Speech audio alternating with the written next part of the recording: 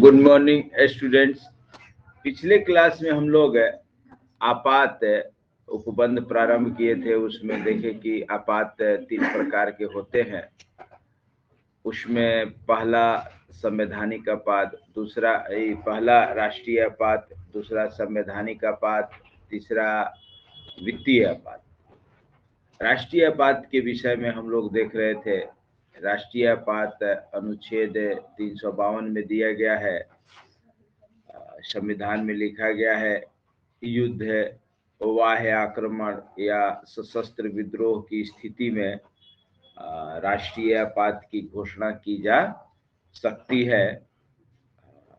ऐसा होने के पश्चात या लग रहा है कि ऐसा होने वाला है, अंदेशा है, उस परिस्थिति में भी राष्ट्रपति आपात की घोषणा कर सकते हैं। आइए यहाँ से अब हम लोग आगे देखते हैं। लिखिए, ये चीज तो लिख चुके थे कि ऐसा होने पर नीचे लिख दीजिए कि यदि राष्ट्रपति को, लिखिए, यदि राष्ट्रपति को,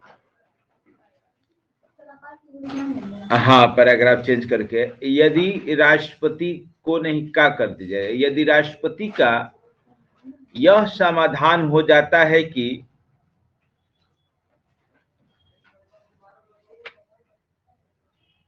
राष्ट्रपति का यह समाधान हो जाता है कि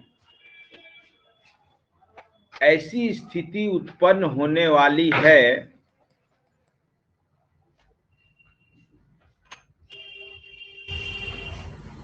उस दशा में भी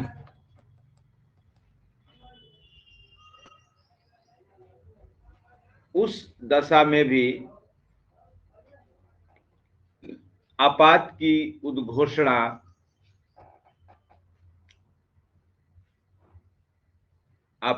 उद्घोषणा की जा सकती है। आपात की उद्घोषणा की जा सकती है।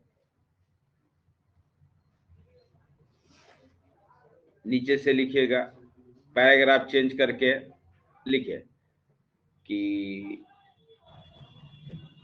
ऐसी कोई भी उद्घोषणा या ऐसी कोई उद्घोषणा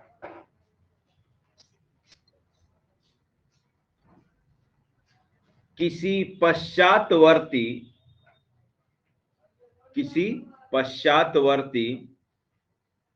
मतलब बाद उद्घोषणा द्वारा, पश्चातवर्ती उद्घोषणा द्वारा परिवर्तन किया जा सकेगा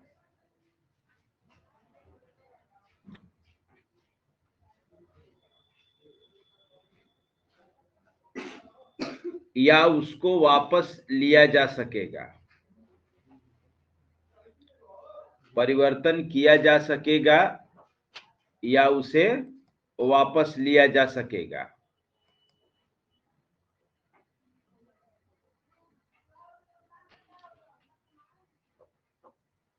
ठीक है, आगे लिखिए, पैराग्राफ फिर चेंज करके लिखिए कि ऐसी उद्घोषणा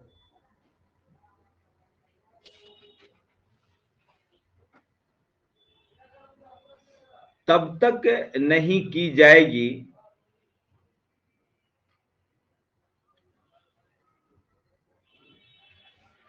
जब तक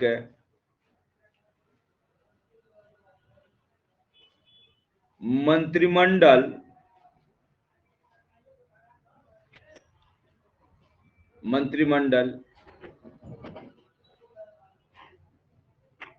यह विनिश्चय की कि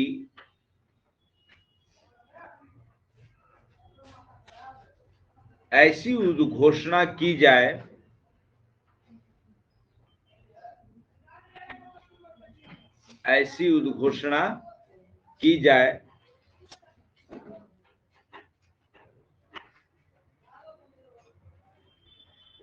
और राष्ट्रपति को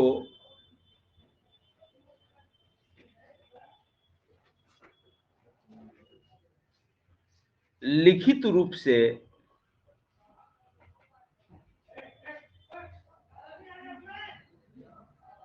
सूचित किया जाए।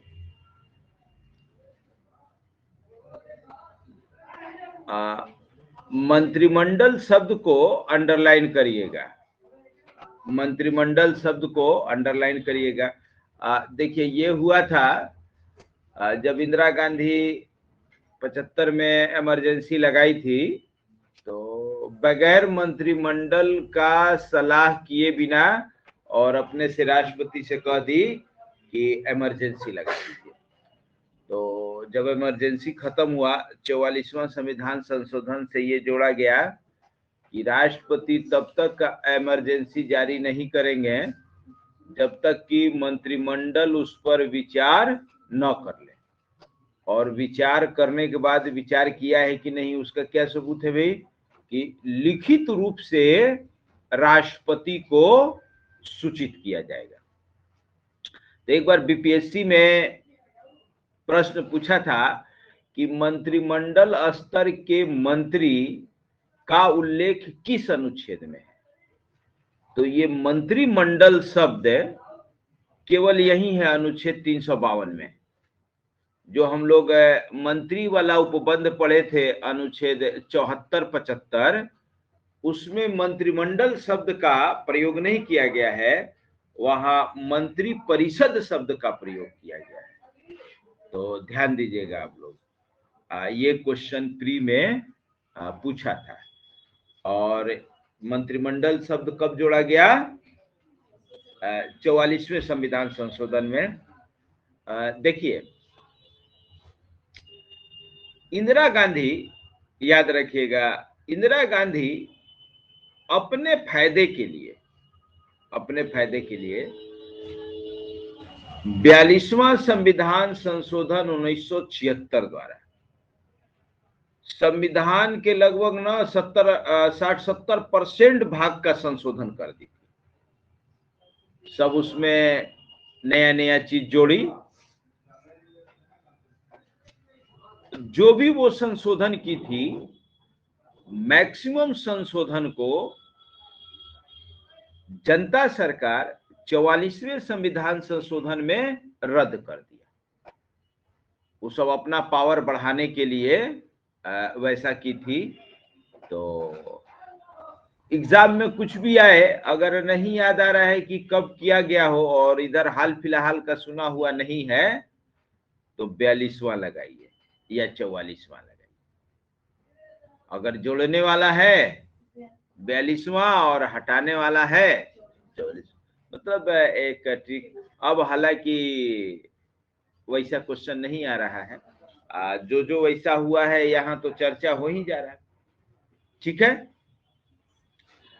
तो अगर जनता पार्टी की सरकार नहीं आती तो इंदिरा गांधी तानाशाही बन जाती। उस टाइप से कर ही रही थी कि सारी शक्तियां प्रधानमंत्री में केंद्रित हो जाए। आइए आगे चलिए, लिखिए। तो इस टाइप से ये हो गया। अब लिखिए पैराग्राफ चेंज करके कि इस अनुच्छेद के अधीन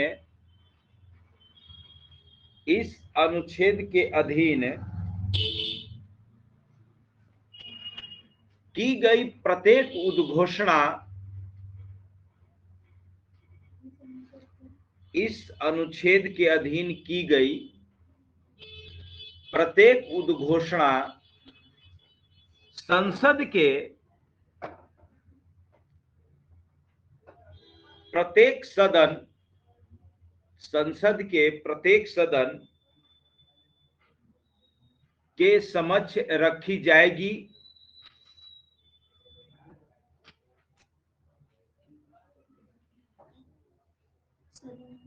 सदन के समक्ष रखी जाएगी।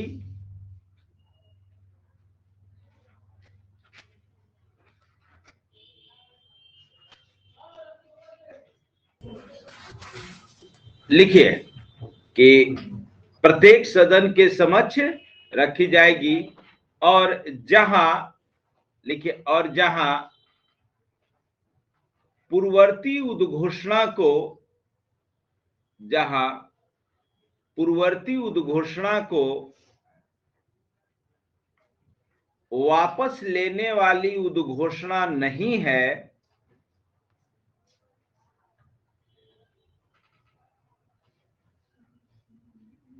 वापस लेने वाली उद्घोषणा नहीं है, वहां एक मास की समाप्ति पर, हाँ, एक मास या एक माह है या एक महीने, एक मास की समाप्ति पर कॉमा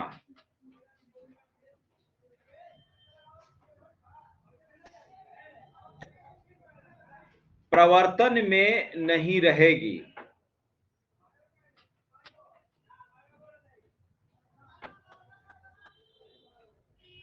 रुको रुको रुको रुको, समझ रखी जाएगी। एक माह के समाप्ति पर कॉमा, यदि यदि उस नहीं प्रवर्तन में नहीं रहेगी, अभी उसको काटिए, एक मास की समाप्ति पर कॉमा, यदि उस अवधि के समाप्ति से पहले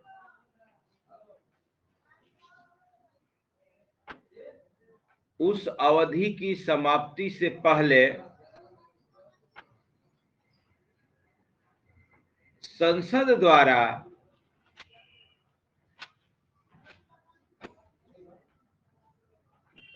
द्वारा अनुमोदित नहीं कर दिया जाता है, अनुमोदित नहीं कर दिया जाता है,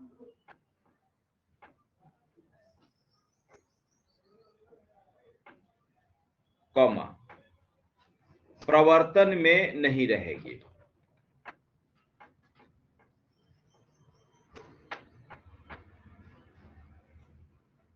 इसका क्या अर्थ है कि जो आपात की उद्घोषणा की जा रही है, तो जिस दिन आपात की उद्घोषणा की गई उस तारीख से एक महीने के भीतर संसद के दोनों सदन से पारित कराना होगा, अनुमोदन लेना होगा, ठीक है।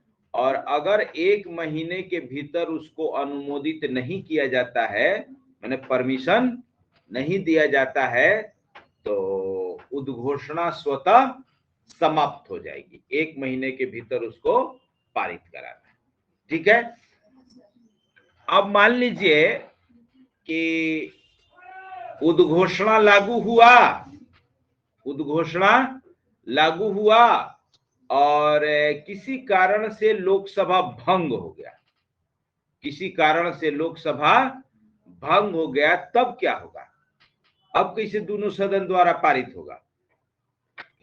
तब फिर उस स्थिति में इस इमरजेंसी का क्या होगा? तो लिखिए, पैराग्राफ चेंज करके लिखिए, लिखिए कि परंतु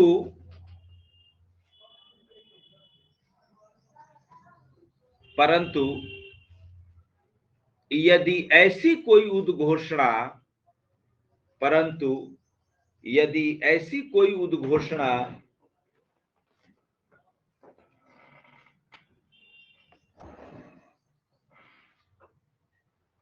उस समय की जाती है,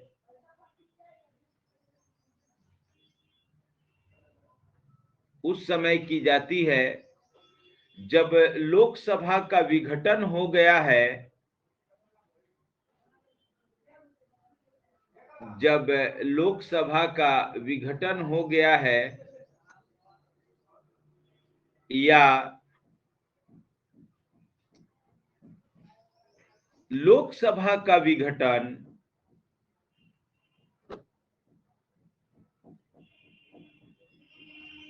एक माह की अवधि के दौरान हो जाता है,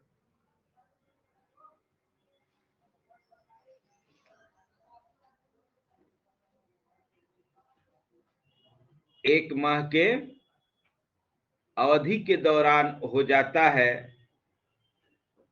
और यदि उद्घोषणा का अनुमोदन करने वाला संकल्प और यदि उद्घोषणा का अनुमोदन करने वाला संकल्प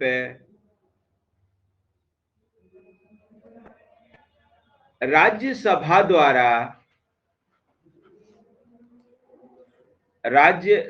द्वारा पारित कर दिया गया है,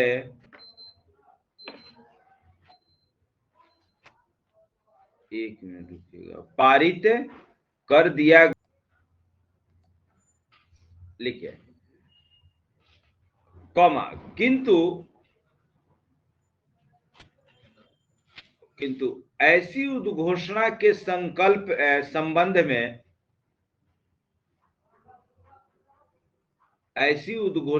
संबंध में लोकसभा द्वारा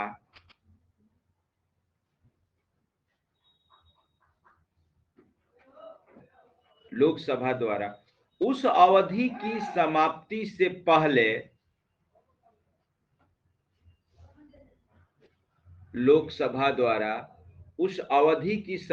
से पहले पारित नहीं किया गया है,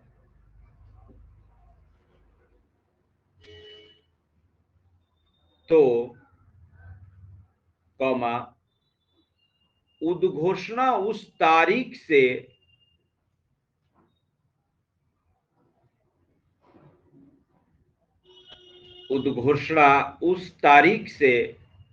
जिसको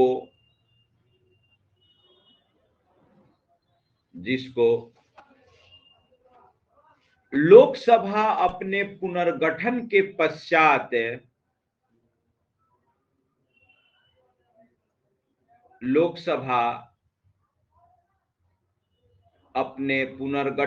पश्चात प्रथम बार बैठती है,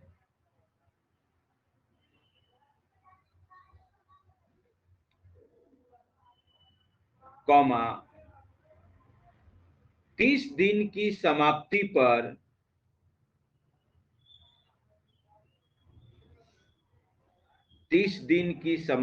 पर कॉमा प्रवर्तन में नहीं रहेगी,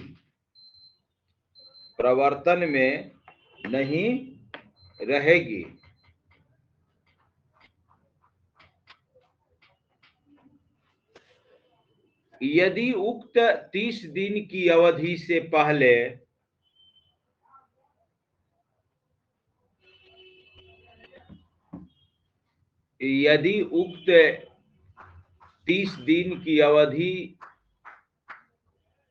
की समाप्ति से पहले, लिखिए, बीच में फोन करके डिस्टर्ब न कर, साइलेंट कर दें। हाँ, उक्त 30 दिन की अवधि के समाप्ति से पहले उद्घोषणा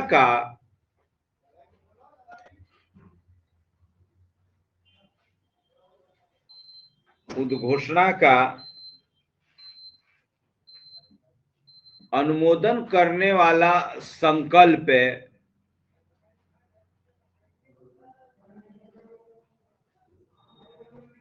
लोकसभा द्वारा भी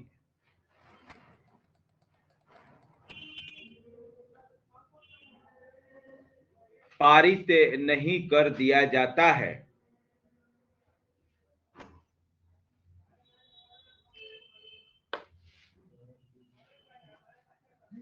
तो समझ में आया? देखिए, मान लीजिए आपात की उद्घोषणा लागू की गई और उसके पश्चात लोकसभा भंग हो गया, या लोकसभा भंग है और आपात की उद्घोषणा करना है तो कर दिया जाएगा। ठीक है, एक चीज और ध्यान दीजिएगा, भले लोकसभा भंग हो जाए, मंत्रिपरिषद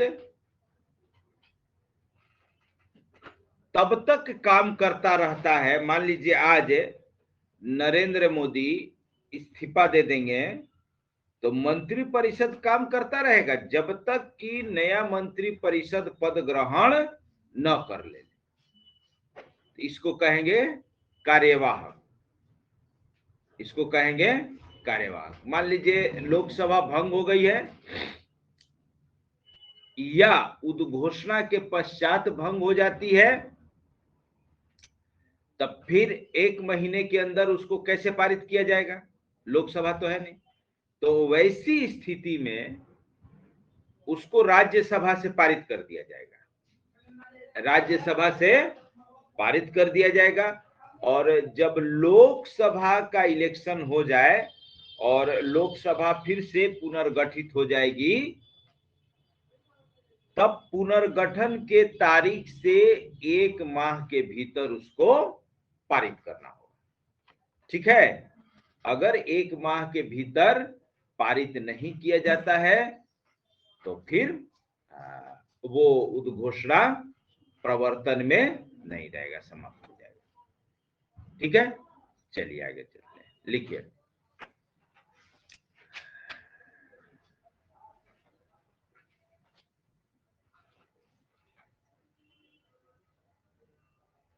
और मान लीजिए उद्घोषणा लागू हो गया, 1 महीने बाद पारित कर दिया, तब ये कितने दिन तक लागू रहेगा? हाँ, लिखिए कि पैराग्राफ चेंज करके, इस प्रकार अनुमोदित उद्घोषणा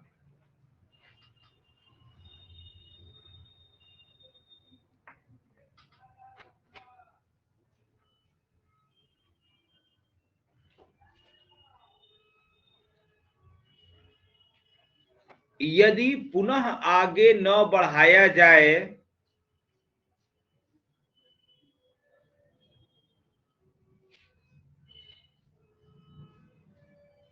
तो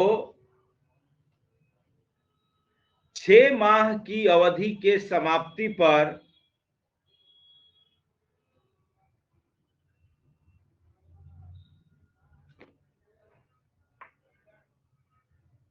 छह माह की अवधि के समाप्ति पर प्रवर्तन में नहीं रहेगी।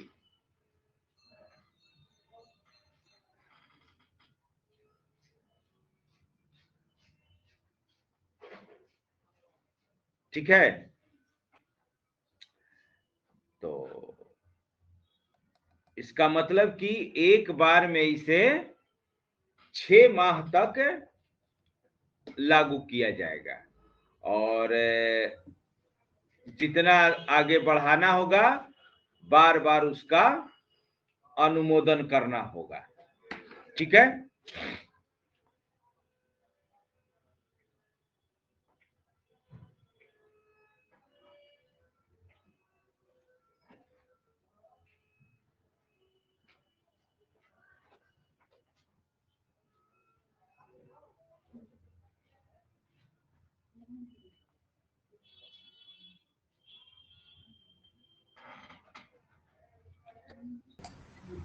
चलिए आगे लिखिए। लिखिए कि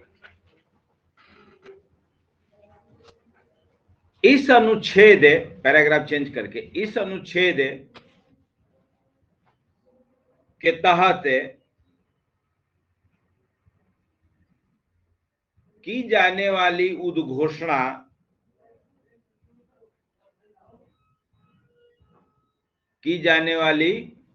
उद्घोषणा को अनुमोदन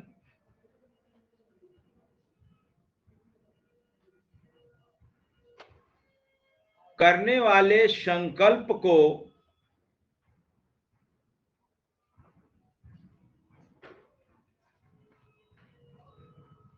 प्रस्तावित करने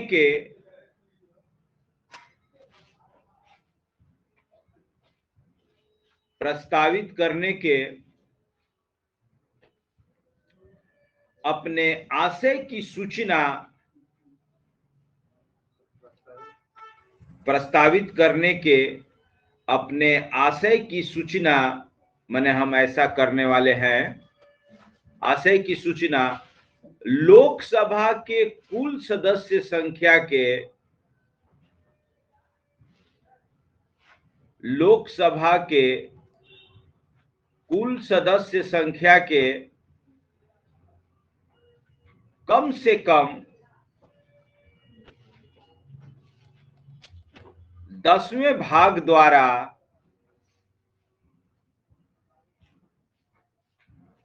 कम से कम 10वें भाग द्वारा हस्ताक्षर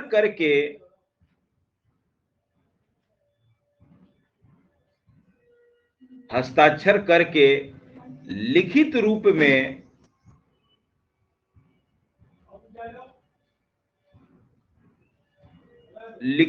में नीचे लिखे क यदि लोकसभा सत्र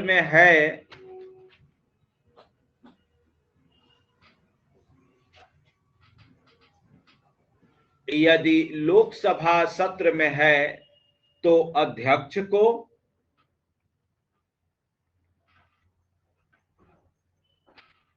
को कॉमा, या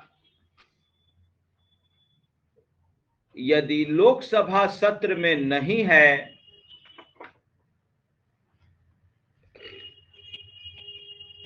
तो राष्ट्रपति को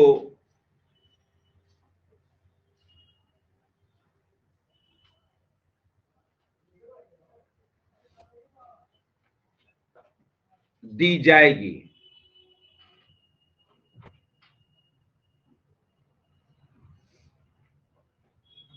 ठीक है, इसकी सूचना किसे दी जाएगी?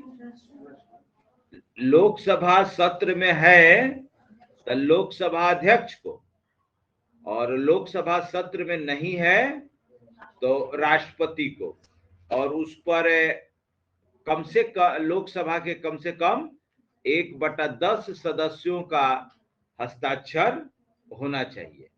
ठीक है, लिखिए कि ऐसे संकल्प पर, उसके नीचे लिखे दी जाएगी, ऐसे संकल्प पर, हाँ उसी में नीचे, ऐसे संकल्प पर विचार करने के प्रयोजन के लिए, या विचार करने के लिए भी लिख सकते हैं सीधा, लोकसभा की विशेष बैठक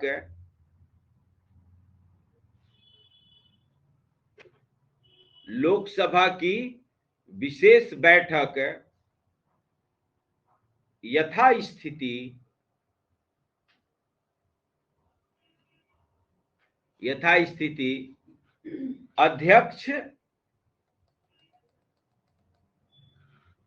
या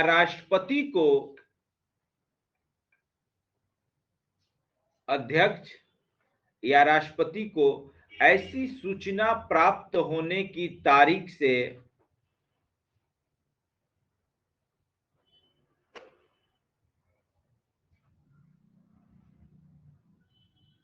ऐसी सूचना प्राप्त होने की तारीख से 14 दिन के भीतर की जाएगी।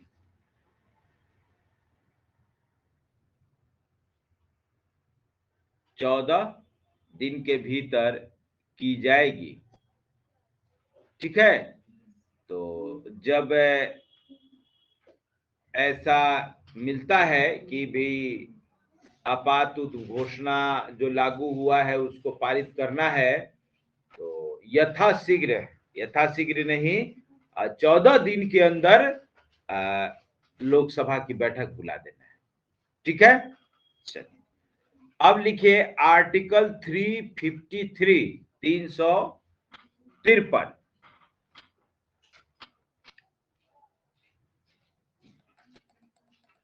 आपात की उद्घोषणा का प्रभाव। आपात की उद्घोषणा का प्रभाव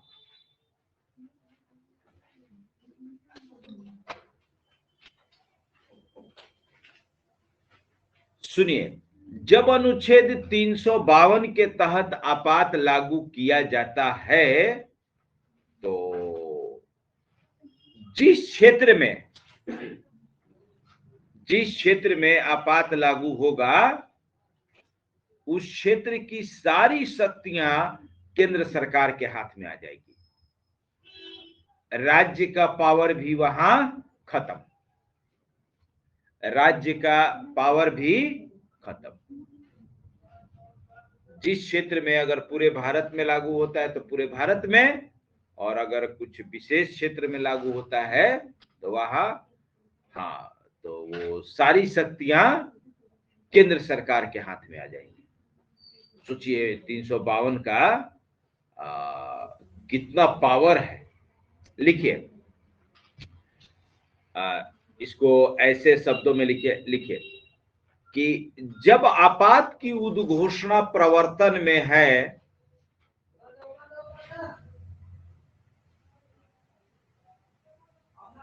जब आपात की उद्घोषणा प्रवर्तन में है तब, नीचे लिखिए, क संविधान में किसी बात के होते हुए भी संविधान में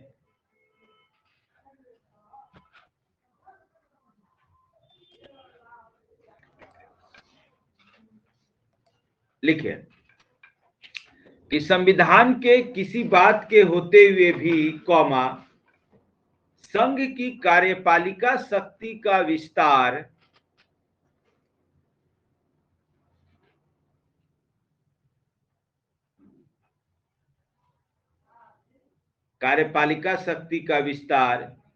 किसी राज्य को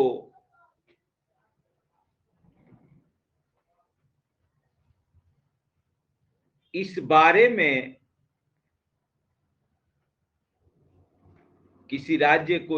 में निर्देश देने तक होगा कि, निर्देश मतलब डायरेक्शन, कि ऐसे करो, ये करो, वो करो, निर्देश देने तक होगा कि वह राज्य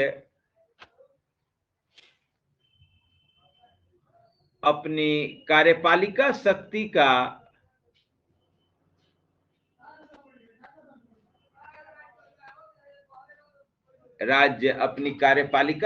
का किस रीति से प्रयोग करे।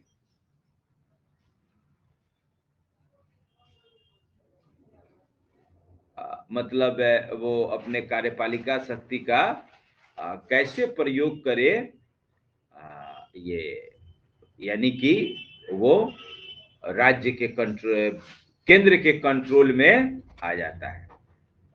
दूसरा पॉइंट लिखिए कि किसी विषय के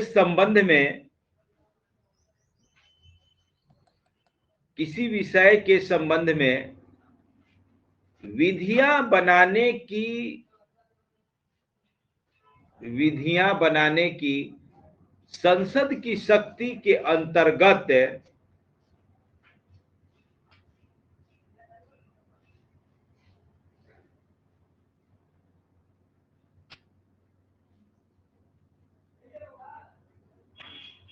या इसको ऐसे लिखिए कि किसी विषय के संबंध में विधियां बनाने की संसद के शक्ति में विस्तार हो जाता है।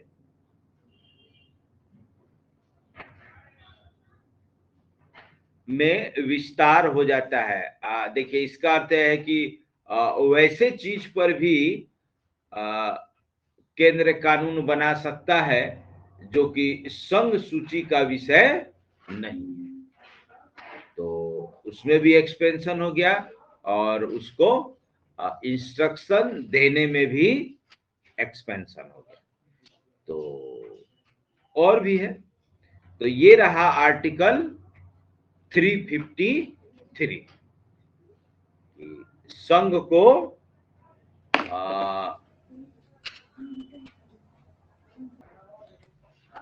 ये तो हुआ आर्टिकल 353 विधायी संबंध। 353 विधायी संबंध। अब लिखिए आर्टिकल 354 वित्तीय संबंध पर क्या प्रभाव पड़ेगा, पैसा के लेन देन पर क्या पड़ेगा।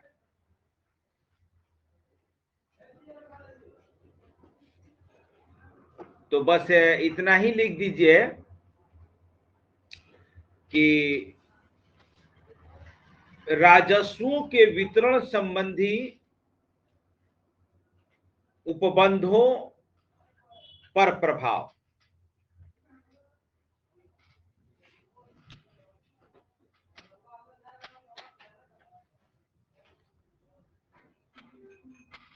तो ज्यादा इसके विषय में नहीं जानना है, बस ये जान लीजिए कि जब आपात लागू हो जाएगा तो जो राजस्व के बंटवारा का फॉर्मूला है वो भी सस्पेंड हो जाएगा। देखिए क्या लिखा हुआ है कि जब आपात की उद्घोषणा प्रवर्तन में है तब राष्ट्रपति आदेश द्वारा यह निर्देश दे सकेगा कि इस संविधान के अनुच्छेद 268 268 से अनुच्छेद 279 वित्तीय संबंध जो पढ़े थे ना हम लोग के सभी या कोई भाग ऐसी किसी अवधि के लिए जो उस आदेश में विनिर्दिष्ट की जाए और जो किसी भी दशा में उस वित्तीय वर्ष की समाप्ति से आगे नहीं बढ़ेगी, माने केवल उस वित्तीय वर्ष के लिए है, जिसमें ऐसी उद्घोषणा प्रवर्तन में नहीं रहती है, ऐसे अपवादों या उपांतरणों के अधीन रहते हुए प्रभावी होंगे जो वह ठीक समझे।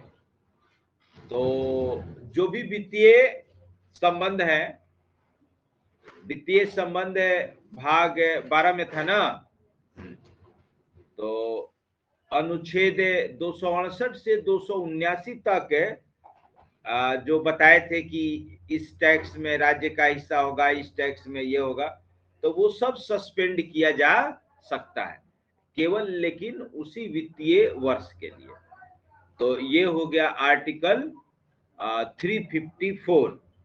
तो बस इसको इतना जान लीजिए।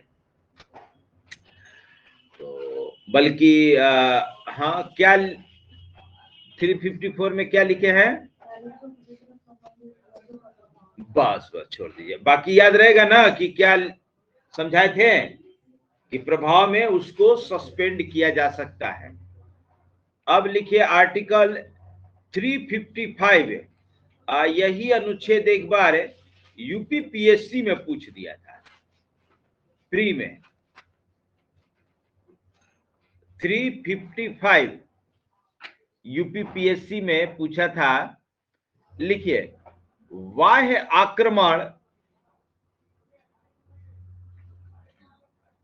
आक्रमण और आंतरिक अशांति से, बाह्य आक्रमण और आंतरिक अशांति से राज्य की संरक्षा करने का,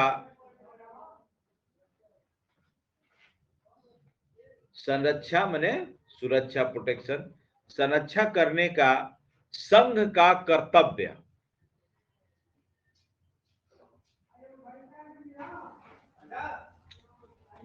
तो संघ का ये कर्तव्य है कि राज्य की विदेशी आक्रमण से सुरक्षा करेगा और प्लस यदि उसके यहाँ विद्रोह हो जाता है तो उससे भी सुरक्षा प्रदान करेगा।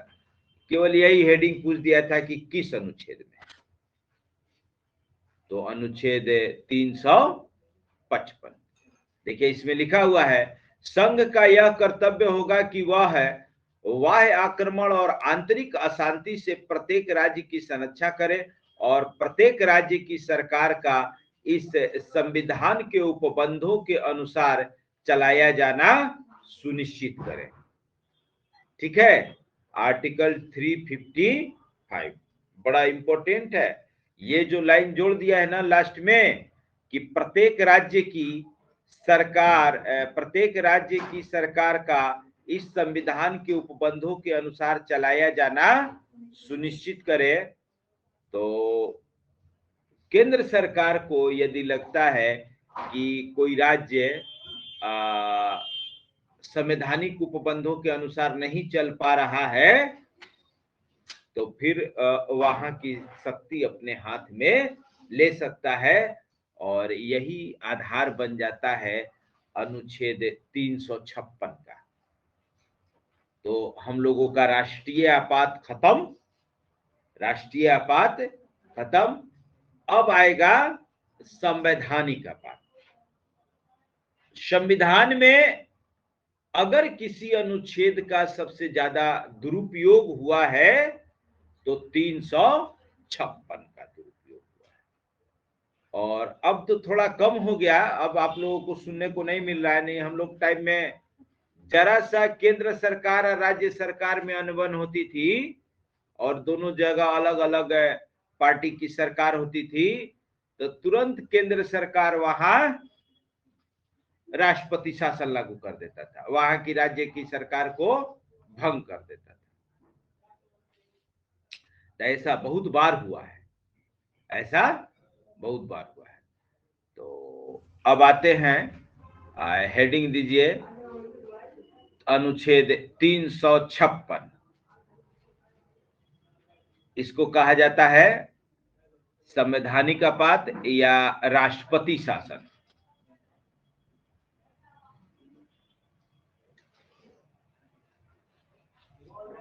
और ये 355 याद रखिएगा, 356 कहां लागू होगा?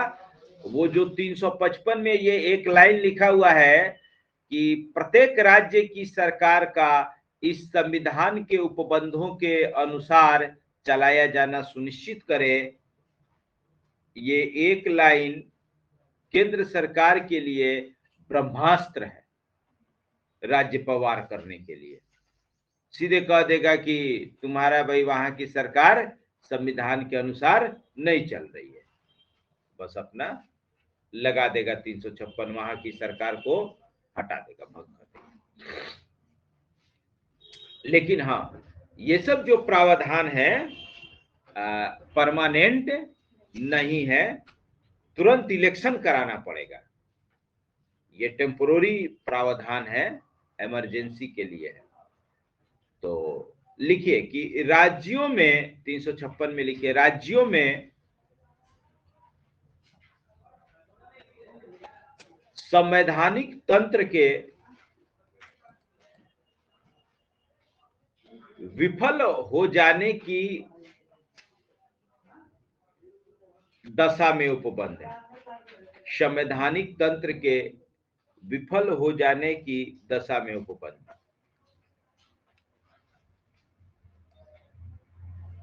लिखिए पहला, यदि राष्ट्रपति का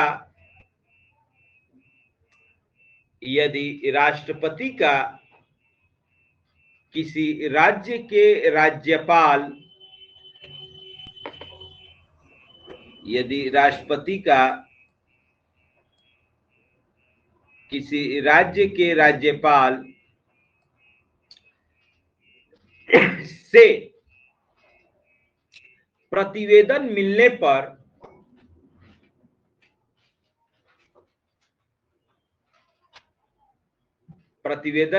पर या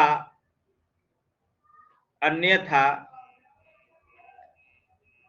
यह समाधान हो जाता है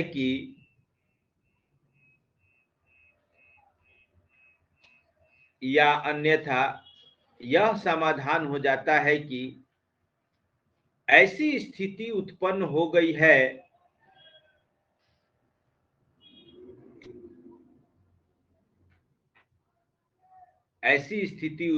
गई है जिसमें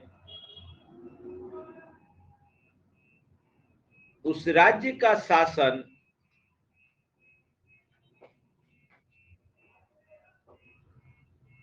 इस संविधान के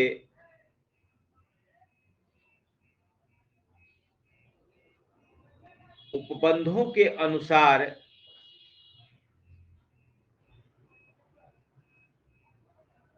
नहीं चलाया जा सकता है,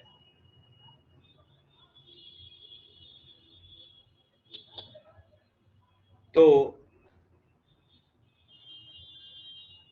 राष्ट्रपति उद्घोषणा द्वारा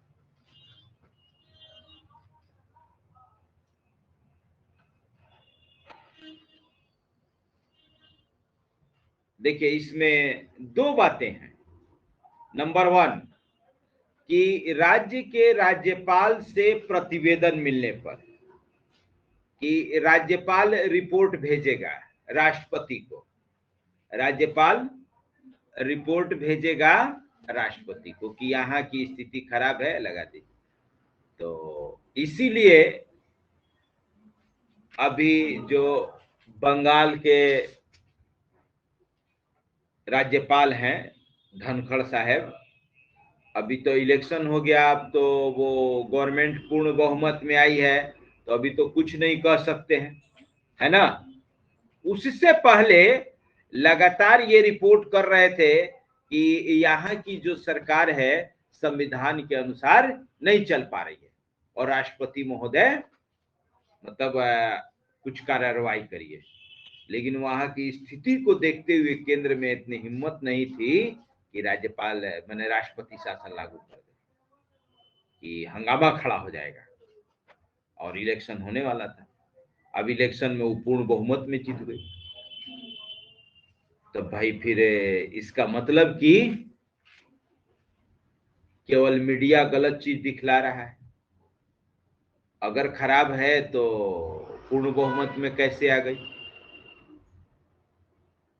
यदि केंद्र में उसकी सरकार रहती तो कहा जाता कि भाई इलेक्शन कमीशन का मिसयूज की है, लेकिन इलेक्शन कमीशन तो सेंट्रल गवर्नमेंट के अंडर में है और चुनाव का पूरा जिम्मा इलेक्शन कमीशन को है। अभी पढ़े आप लोग, और उसमें कोई हस्तक्षेप नहीं कर सकता है।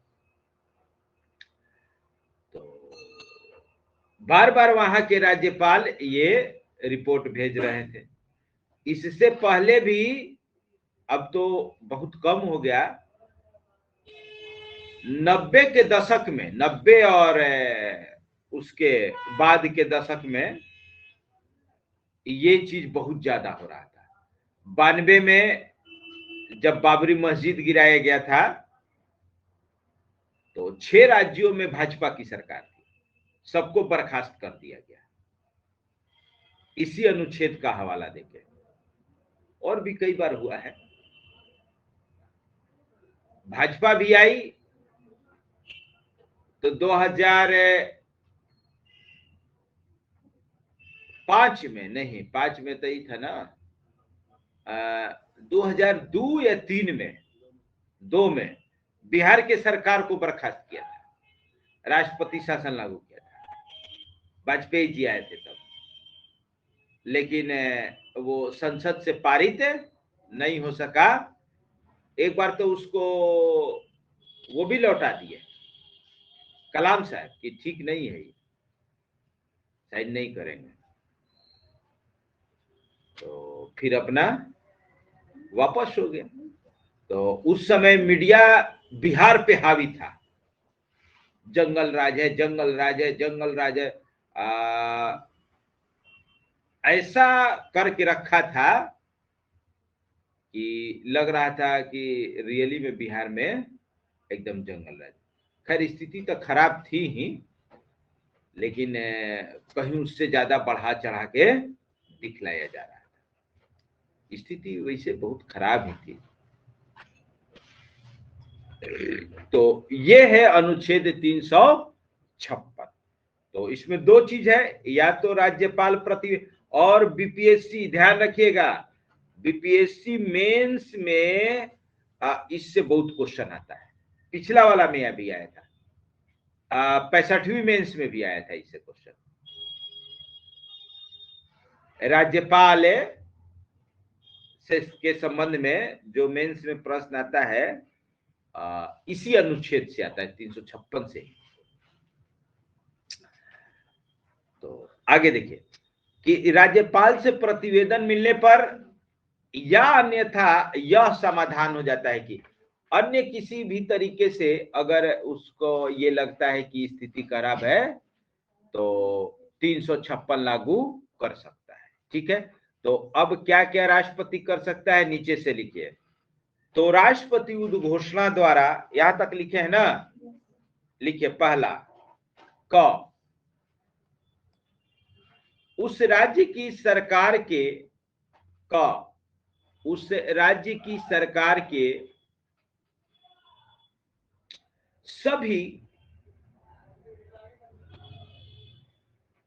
या कोई कृत्य, सभी या कोई कृत्य, कृत्य मैंने कहा और,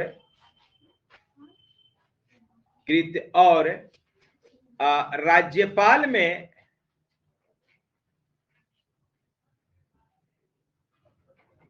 या राज्य के विधानमंडल से भिन्न,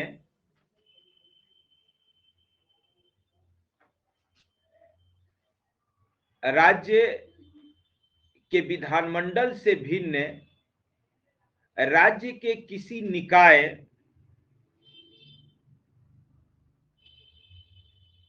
या प्राधिकारी में निहित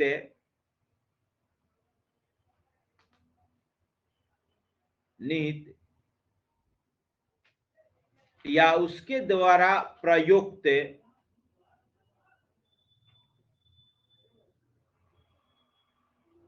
प्रयुक्त मतलब यूज किया जाने वाला, प्रयोग किया जाने वाला,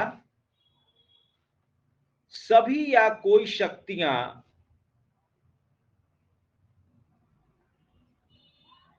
सभी या कोई शक्तियां अपने हाथ में ले सकेगा,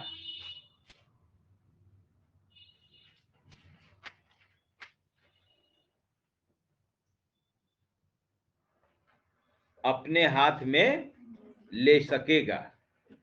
ठीक है, इसीलिए इसको कहते हैं राष्ट्रपति शासन, इसीलिए इसको कहते हैं कि सारी शक्तियां अपने हाथ में ले लेगा। लेकिन अंडरलाइन कर दीजिएगा, विधानमंडल वाला नहीं, लिखा है ना, उस राज्य की सरकार की सभी या कोई कृत्य और राज्यपाल में या राज्य के विधानमंडल में से भिन्न, राज्य के विधानमंडल से भिन्न राज्य के किसी निकाय या प्राधिकारी में, तो विधानमंडल वाला नहीं, बाकी सब शक्ति अपने हाथ में ले लेगा। इसीलिए इसे ब्रैकेट में लिख दीजिए कि इसीलिए इसे राष्ट्रपति शासन कहा जाता है।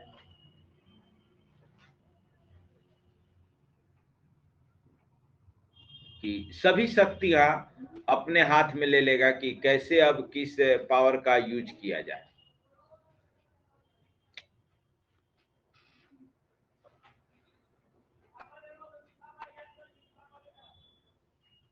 तो जितनी भी कार्यपालक शक्तियां हैं वो चलाएगा राष्ट्रपति में, और विधानमंडल की शक्ति चली जाएगी संसद में। लिखिए पैराग्राफ चेंज करके दूसरा पॉइंट, कि यह घोषणा कर सकेगा कि, दूसरा पॉइंट, यह घोषणा कर सकेगा कि राज्य के विधानमंडल की शक्तियां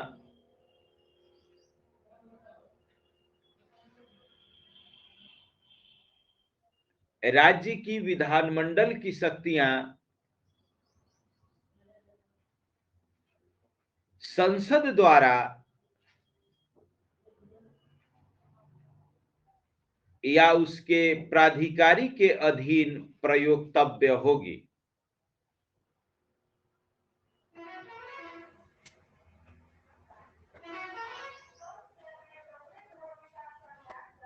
ठीक है,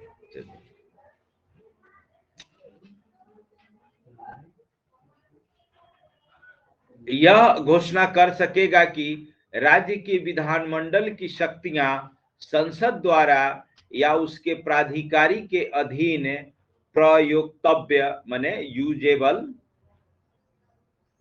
प्रयोक्तव्य होंगी माने प्रयोग किए जाने के योग्य होंगी।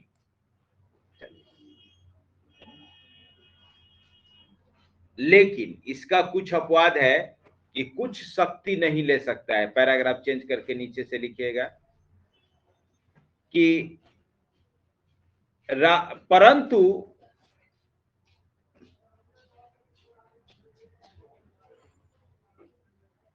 उच्च न्यायालय में निहित, परंतु कॉमा कर दीजिएगा, परंतु उच्च न्यायालय में निहित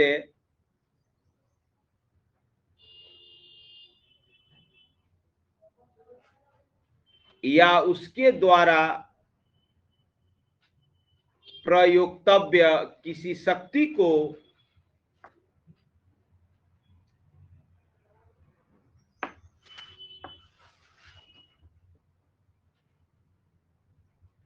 पूर्णतः या भागतः है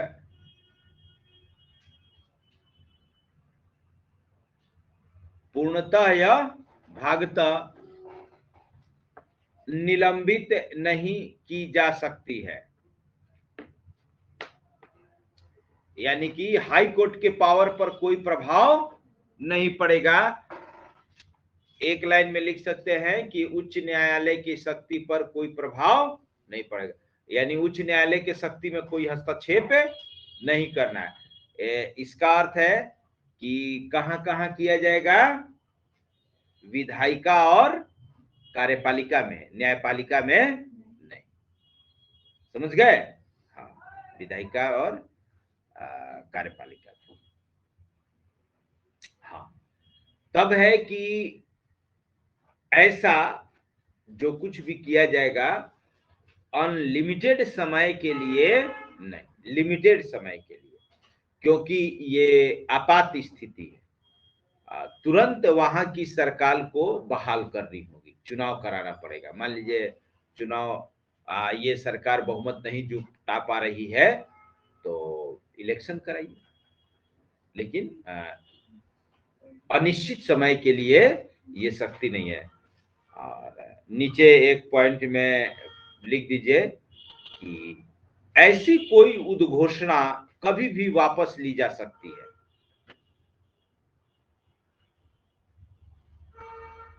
ऐसी कोई उद्घोषणा कभी भी वापस ली जा सकती है। तो वापस ले लिया गया तो ठीक, और अगर वापस नहीं लिया गया तो क्या होगा, इसको संसद से पारित कराना होगा, संसद से पारित कराना होगा। लिखिए पैराग्राफ चेंज करके,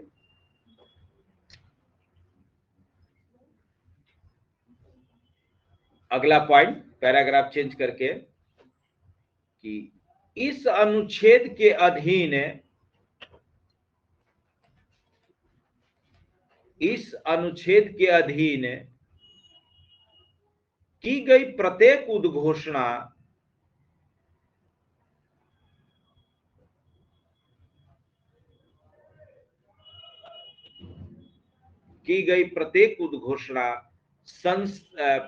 संसद के प्रत्येक सदन के समक्ष रखी जाएगी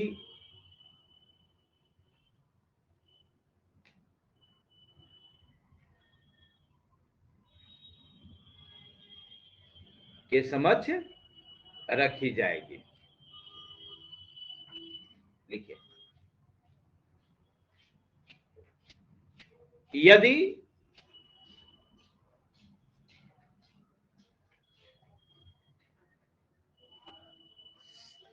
ऐसी उद्घोषणा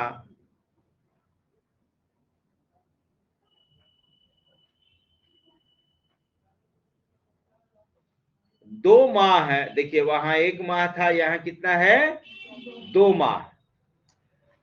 अब सुनिए, बीपीएससी में क्वेश्चन आया था, बीपीएससी में क्वेश्चन आया था कि अनुच्छेद 356 को कितने दिन के भीतर पारित करना होता है उसे आगे लागू करने के लिए। 60 दिन, 1 माह, 2 माह, 3 माह।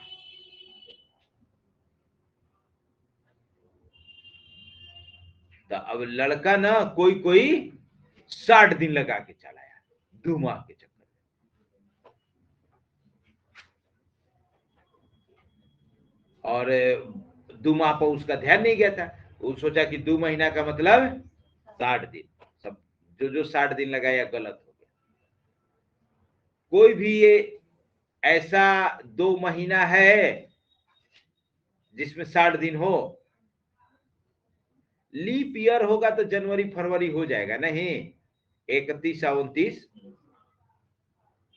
केवल लीप ईयर में, बाकी किसी में नहीं हो सकता है। तो खैर जनवरी हो जाएगा 31 का और फरवरी होगा 29 का, तो 60 दिन होगा ना, और बाकी में तो नहीं होगा। कभी अन्य कोई 2 महीना जोड़िए तो 60 दिन नहीं होगा, लगातार होना चाहिए। ऐसा थोड़े ना है कि मई या अगस्त जोड़ेंगे, है कि नहीं, 2 महीना लगातार होना चाहिए। तो जो लोग 60 दिन लगाए गलत हो गए। और ध्यान दीजिएगा, जो संविधान के शब्द हैं इसलिए लिखवा रहे हैं कि बीपीएससी तो बीपीएससी, अगर यूपीएससी देते हैं या यूपीएससी का पेपर उठाइएगा, एकदम हूबहू यही सेंटेंस मिलेगा। अपने से अगर इसका कोई अर्थ निकाल के अपने शब्द में लिखने का कोशिश करेगा तो अर्थ का अनर्थ हो जाता है, उसका कुछ और अर्थ निकलने लगता है। इसीलिए जो पेपर सेटर होता है वो अपने से कुछ नहीं करता है, एकदम हूबहू लाइन उठाएगा ताकि किसी प्रकार का कोई विवाद उत्पन्न न हो। तो लिखिए, क्या लिखे थे? 2 माह के समाप्ति पर, 2 माह की समाप्ति पर प्रवर्तन में नहीं रहेगी,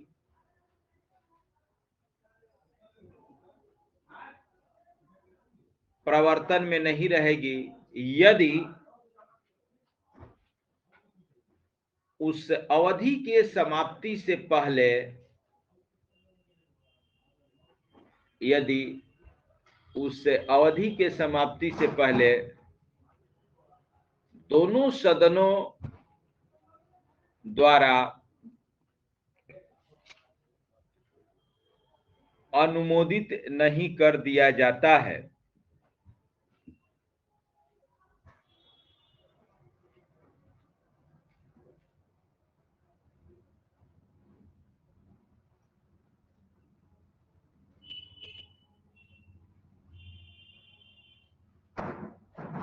चलिए आज इतना पर छोड़ते हैं। टेस्ट अनाउंस नहीं हुआ था कल ना, एक, ठीक है, आज की सभा